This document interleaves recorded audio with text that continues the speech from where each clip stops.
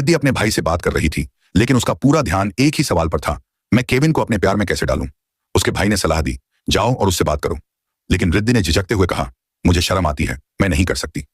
उसी समय अचानक उसके भाई की गर्लफ्रेंड का वीडियो कॉल आ गया। उसके भाई ने गर्लफ्रेंड से बात करनी शुरू कर दी और गर्लफ्रेंड ने अपने नए टैटू को दिखाया। यह देखकर रिद्धि वहां से चुपचाप चली गई। अगली सुबह नाश्ते के समय रिद्धि अपने भाई को छेड़ रही थी। बाद में वह अपनी मां को सब्जी खरीदने के लिए छोड़ने गई और फिर अपने ऑफिस चली गई। ऑफिस में पहुंचते ही उसने देखा कि उसका क्रश केविन किसी दूसरी लड़की को गले लगा रहा था। यह देखकर रिद्धि के दिल में जलन उठी, लेकिन वह कुछ नहीं कर सकी क्योंकि वह सिर्फ केविन की एक सामान्य दोस्त थी।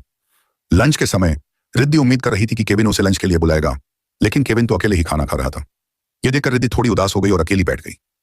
उधर केविन के घर पर उसके भाई की एक वीडियो लीक हो गई थी, जिसमें वह अपनी गर्लफ्रेंड को पब्लिक में किस कर रहा था। यह देखकर उनके पिता ने गुस्से में कहा, उससे फोन करके कहो कि तुम उससे ब्रेकअप कर रहे हो। केविन इस पूरी बात पर जोर जोर से हंस रहा था, जिससे उसका भाई